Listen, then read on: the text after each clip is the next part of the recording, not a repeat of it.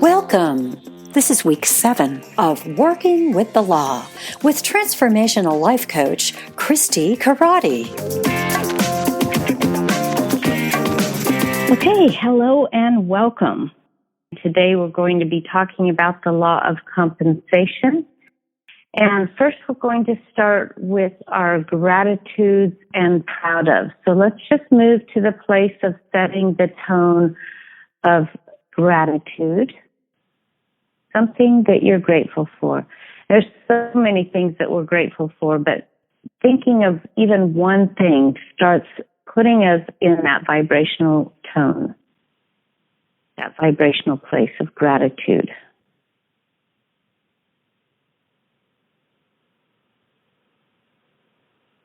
And then think of something that you're proud of, something that you have done that you are proud of.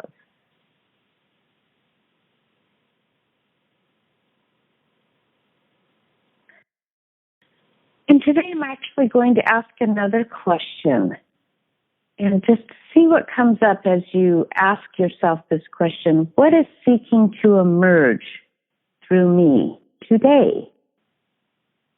This day? What is seeking to emerge through me?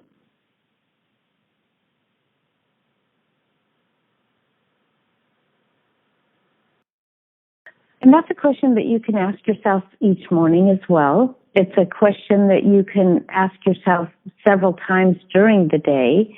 And think about that as a highly calibrated question and the vibration of that question. What is seeking to emerge through me?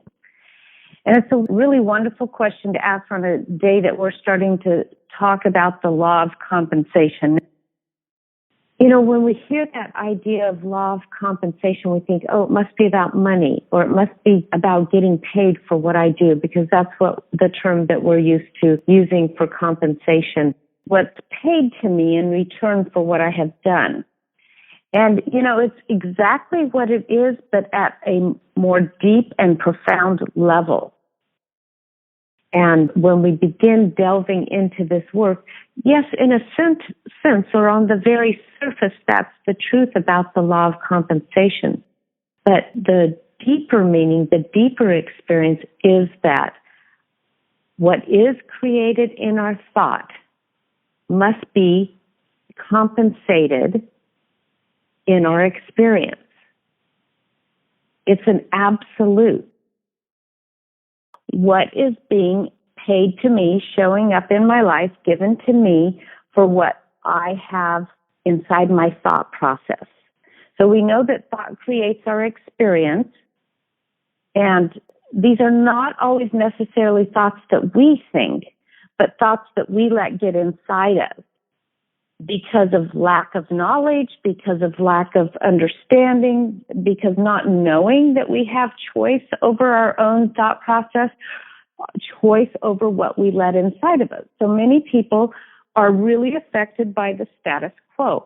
Health is a really interesting area of that. They think that, you know, I'm an effect of my environment, I'm an effect of the physical activity and action on our planet, and so they fall victim to those types of things, cancer for one, or injuries, that they think this is the way that it works. And on one level, yes, the law of gravity, you know, we trip and fall.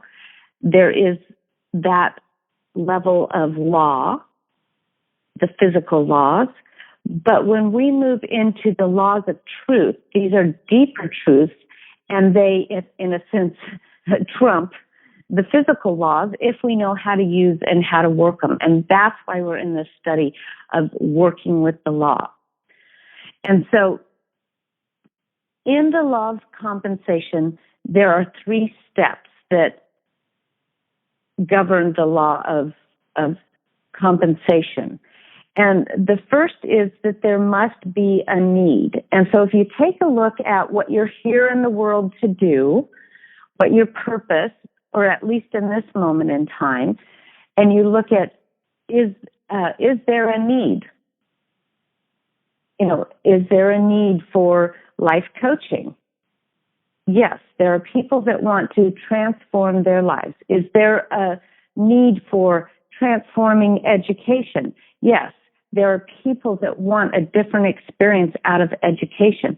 Is there a need for meditative practice, teaching of yoga? Yes. So first, there must be a need. And second, there must be the ability to fill that need. So that's why we have our assets.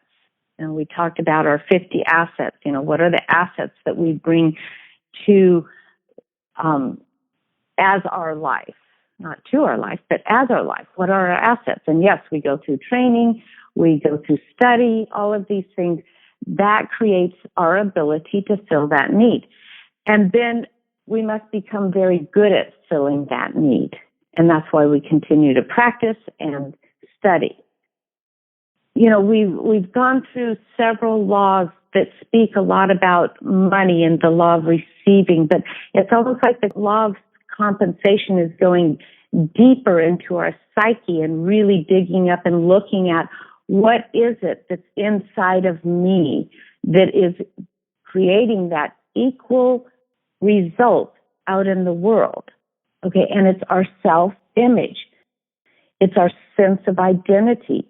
And this is why I think the law of compensation is really a deep dive into who and what we really are.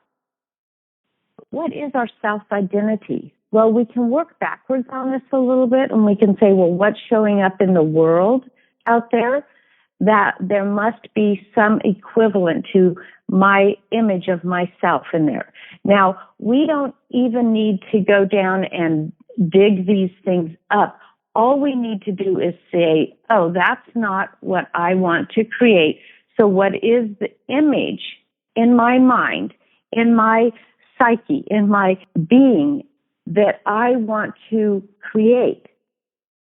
You don't even need to dig up what the identity was. You just need to identify what you want in creating your sense of identity and your self-image. Although many people bring skills to life equal to ours, we need to have the sense, the image of ourselves that we are unique and divine in how and what we provide, what we bring to the world. And once we do that, once we have a true sense of our identity, a true sense of our self-image that we want to create, then everyone around us will see that, and we will become an integral part of our family, our business, our community, as we are seen, because it must be. But we must be really clear on our image of ourselves. And of course, there is a power and a source that is greater than we are.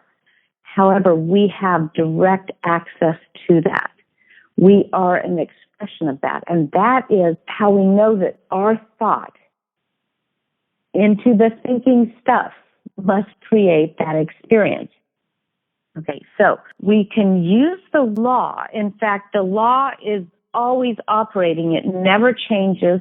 The law is absolute. And how we use the law determines the result we get.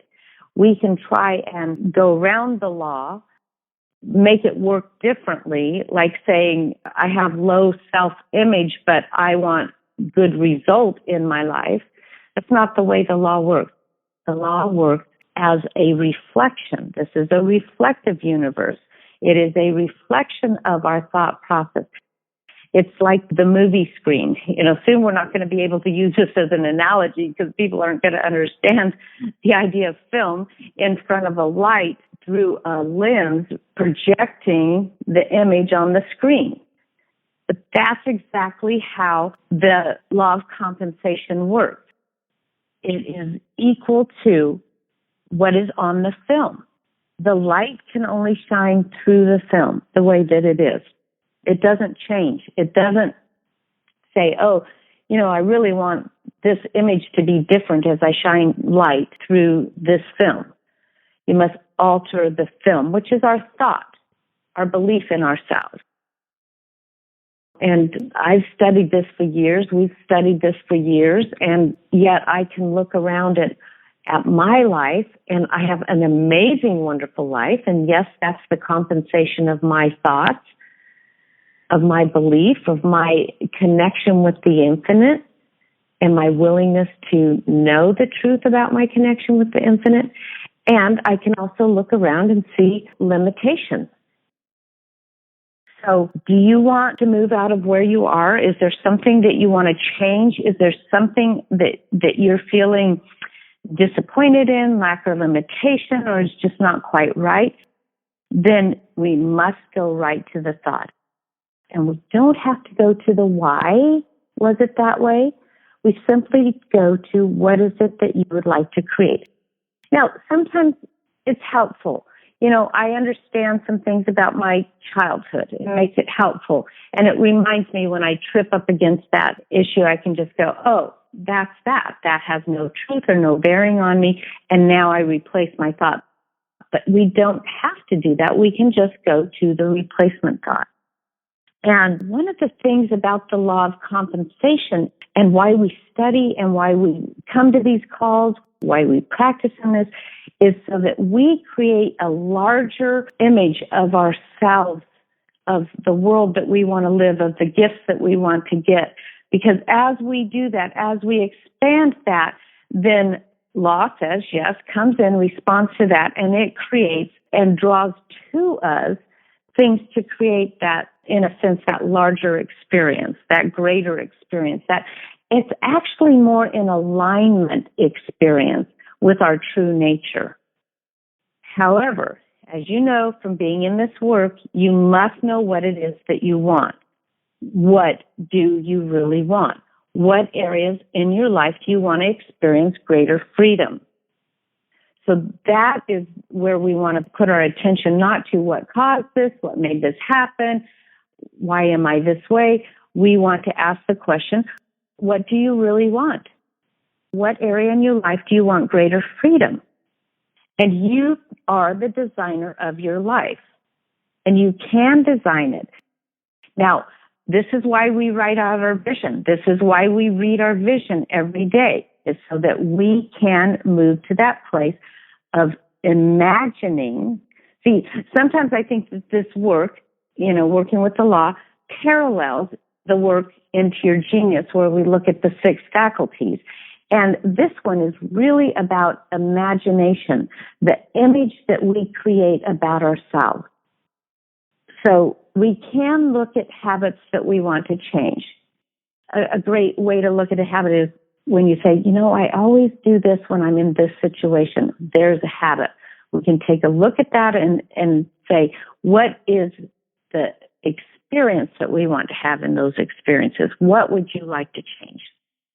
And one of the important parts of this, and it's one that is constant in my life, is order. What kind of order do you have in your life? And things can really shift by actually taking one thing and making a change, bringing order to that one thing.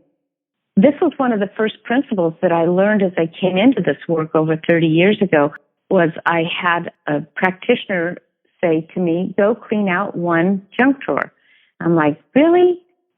Just, try it out and see how it works. And it was just amazing to see how one change of one drawer, I did it, went and cleaned out a junk drawer, and how much clarity that brought into my life, and then how things ricocheted and changed because I had made that order and that change. And the other key to that is how we move through life. Like, we can take a look at all of the things that we need to bring order to, and we can get overwhelmed. What does overwhelm bring into our life? If that's a thought pattern or a habit, it brings shutdown, it brings disappointment, it brings self-judgment. Think of the vibration of overwhelm. It's not a very high vibration. But if we take a look and choose one thing, one step at a time, and accomplish that one thing, one step at a time, you've got to keep an eye on the whole overview. It's true. It's kind of like how I teach drawing. I teach kids to draw by detail, then overview, detail, then overview. But you want to be developing the whole image at the same time, or you have a lot of good focus in one area, and then the other often doesn't get developed up to the same image. So you want to create the overall vision, and then you want to go in and work on the details, step back, choose another detail, go in and work on that, step back, work on the overall view, go into detail, step back. So this is a really great method. You know, they have actually proven scientifically that we don't multitask, that our brain goes on and off, on and off. Okay, so on one item, onto another, but it shuts off and shuts down, and that we actually have a better flow of energy if we go in and focus on one thing. So, for example, I've been out of town for a while. Things get messy in my office. Through Life Solutions, one of the gifts that I've received is a 1 hour sand timer. Very cool. And the intention is to spend 1 hour working, just focused in that work, and to have a nice little model of doing that. And so I took that and used that yesterday to clean up our spare room in my office. It's all in one. And it's just absolutely amazing what I was able to accomplish in that 1 hour rather than multitasking. So that's one of the things about bringing order into your life. This is a statement that Mary made. If some habit possesses, or worse, obsesses you, you are not the master of your life until you decide, and you have that power to decide to change that habit. Now, if you've been brought into the world and you experience lack and limitation, and your whole patterning or upbringing brought you to believe that life is a struggle and there's never enough and we need to meager out our little bit of the world, it's a pattern of ideas. It's not how the world is. And there are so many, many people who live and die never knowing any different from what has been handed down to them. And the trick about this is you don't know what you know until you know it. My dad, he was a high school teacher. He taught machine shop for most of my childhood and beyond. And he used to carry around these cards, and he'd give them to his kids and give them out to everybody. And they said, the mind is like a pair of pantyhose. Once they're stretched out, they never return to their original state. That's true. But the trick to that is, how do you expand your mind? Okay, so let's take the idea of lack and limitation. If you have been raised in lack or limitation, then how do you know any different? How do you know the experience of something that you haven't experienced? And so it takes a real unraveling. It takes a real paying attention. And one of the important things is alter your mind right where you are and begin to notice that you start attracting being aware of it. So this is the idea of noticing that you're noticing. So the first step is not to make the change of the habit or the idea or the belief, but it's start to notice. Okay, so if we notice that there is some discontent around our finances, it's easy to talk about finances with the law of compensation. It's a real clear picture of being able to see the law of compensation in effect. So if we have the discontent, we start by noticing the discontent. And as we notice the discontent, then the more we notice it, the more we can begin to unravel the thought, the thinking of what might be a belief system that I brought into my experience that I don't even know that I'm living from. And that's setting a new set of beliefs, like looking outside. This is, to me, what I teach in creative thinking. It's really to stop and look at what are you not seeing. When I was a child and we drove and drove and drove, we were a driving family. I mean, we drove back to Arkansas. We drove always up and down the West Coast to see grandparents. And just for an outing, we would just go drive out in the country, you know. So we were a driving family. And especially on the long expanses of roads, I would play this game with myself of trying to see something that, first of all, I have never seen before. And I used the effort to see something that has never been seen before. Like maybe it's a collection of things. I had a little gathering on Sunday with some of the young adults that had traveled to Africa with me, and we were going over to see the baby of one of the other members of that trip. And we were driving in the car together, and every once in a while I would just like look and see just like the perfect scene. And I'm like, oh, look at that. I want to paint that. And so I have the painter eyes. That's one way that I do it, to look out in the environment and see something, a way of putting things together in a way that might not have been seen before. And so we want to do that and reflect on that in that way in our lives, to look and say, okay, so first look at our discontent. What is not quite allowing us the amazing freedom that we want to experience? That's what we should feel in everything that we experience, is a great freedom, an expansive life. Does it give me life? Okay. And if the answer is, yeah, there's a little bit of rattle here, or, oh, there's a little bit of discontent here, we want to notice that. Wow, look, there's the discontent. And then we start looking at it and saying, what is the limiting belief? Well, in money, it's like, well, the rich have it and the poor don't, or whatever all those thoughts are that we have. And we can often turn to our parents, the environment that we lived in, or we can look around to the friends, the people that we hang out with. And there's this concept that if you take the average of everyone's income that you hang out with, that basically could be your income. That would be the status quo level that you live at. Now, if you're in this work consciously, there's two things that you can do in that direction. One is to notice that and to go, I'm not going to buy into that status quo. I'm not going to limit myself to the income of those that are around me. And the other is to seek out people that do have a higher income. Now, it's not about the money, remember, it's about the vibration, and it's about the freedom that it causes. Now, one of my newer friends is this couple that have worked in the criminal justice system, and both are retired. And they are just having the time of their lives right now. In fact, they left yesterday to go on a cruise that's going to take them to the Panama Canal, and I think they're ending up in Aruba or something like that. I mean, is that just like delicious and wonderful? And it's like, I want to rub shoulders with these people. Why? Because I want to increase my income? No, because I want to experience that freedom of being in that vibrational frequency of loving life, of fully expressing. So it's the vibration, it's not the thing itself. So also in this, they talk about environment a lot. And so what is your environment like? And they talked about a business that was failing, and so they sold the business, and the new owners came in and cleaned everything out, made it more inviting, did things that really brightened it up, made it look cleaner, and the business increased. So was it the physical thing that they did? Oh, yes, but it's also the vibrational, that physical thing. Remember, everything is a vibration. So it's that vibration of bringing that into our experience.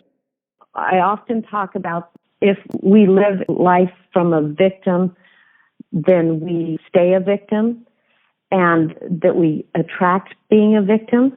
And the thing to let go of, to not be a victim, is blame. When you're blaming other people, it is just not correct. So it's not the other person. It's not the law. It is you who is wrong. So we can't blame the law, and we can't blame other people. We need to take a look at ourselves and see what decisions we are making that is causing the discord. Now, this is a practice. This is a practice. If we attract the unpleasant, it is often because of some dormant or neglected phase of our nature that needs to be awakened and developed. So that's the first thing that we can do to celebrate this. So when we feel like we want to move into a place of blame, whether it's a personal relationship or it's a political situation, I mean, we can blame the president, we can blame the political leaders in other countries or anything. Sure, we can blame them. And what does that create? That creates that experience in our own personal lives. So what can we do to make the greatest change is we can take that into ourselves and say, what needs to be awakened and developed in me to see that as a stepping stone rather than a stumbling block. And that's the wonderful thing about looking at the law of compensation, to be able to do a turnaround. When I was at one of Mary's retreats, I was in a room that had a common door, but it was locked, of course, but it's a common door, so you hear more of the sounds. It turned out to be the bride's gathering room. And this particular bride was having a bridesmaid's breakfast in there. And it woke me up at like 6:30 or something like that in the morning. And my first thought was, wow, how unfortunate I am to have this room. And could they maybe tone it down a little bit? And should I knock on the door and tell them to be quiet? And then I thought, no, I'm going to turn my thoughts around here. This bride is having her wedding day with her bridesmaids. And how beautiful and lovely is that? And it was as if the sound of the voices turned from screeching and interruption into music and melody, because I chose to turn around how I was listening to it. And I allowed myself to flow back to just before my wedding day. I had special time with my bridesmaids and things like that. And just, I allowed it to take me to a lovely place. So how do we choose to look at our experience of life? Life is not happening to us unless we believe that. Life is happening through us, and we get to make the choice and the decision of how we live this life. And then coming back to that question, what is seeking to emerge through us? All around us, there are always opportunities, and we want to open to those opportunities and recognize that they're everywhere. They're actually looking for us. And we want to look at the good in every situation, and in order for us to have good in our own lives. So the other interesting thing about compensation is that if we are competing, we are not creating. Okay, if we're creating, we are not competing. So there's that creative energy. And Bob Proctor talks about the idea of pie. And if we think of competition, it's like, I want my piece of pie and maybe I want a bigger piece of pie. But in the idea of creativity, we can just create more pie. And in the arena of business, that's such a wonderful concept of like, I'm not competing with you. How can I work with you? How can we be creative in this? How can we create more? And this is a really powerful tool to take a look at how we are creating the life that we want to live. Are we competing or are we creating? And then the last thing I want to talk about is how we are thinking out there in the world. Are we searching for something for nothing? So this is important. Are we searching for something for nothing? So we want to really think about, and even the idea of cheap. Are we looking for cheap? Are we always looking for the bargain? And it's not that we have to overpay, but we want to look at, are we looking for the value in things rather than always looking for the cheap? How do we show up in life? How do we use our money? How do we use our time? Are we using it cheerfully, gratefully? We want to increase our appreciation for everything, even the things that we think are not supportive of us. We want to find a way to be grateful for that.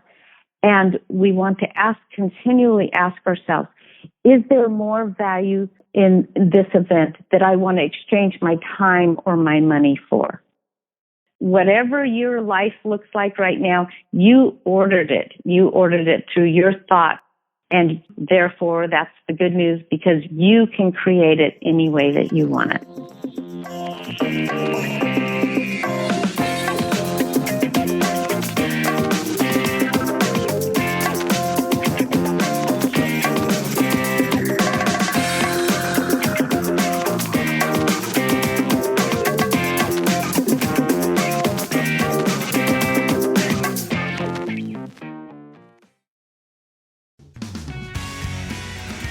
Thank you for listening to this podcast.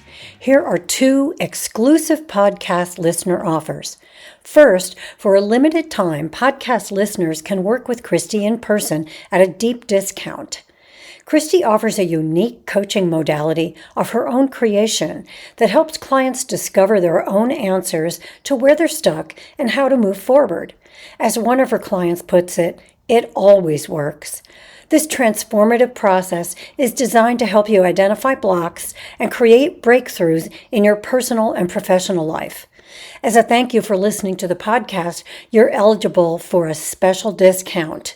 Normally $97 for a half-hour introductory session, podcast listeners get a $70 discount automatically applied if you use this link, masteringtheartoflife.com/podcast-IWD-offer.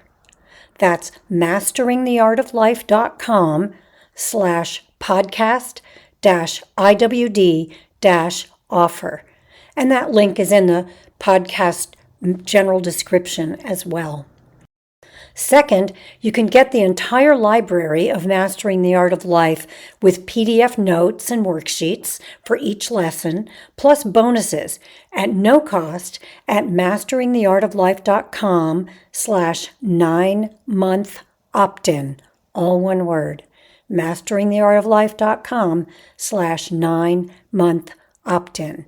That link is also in the general podcast description.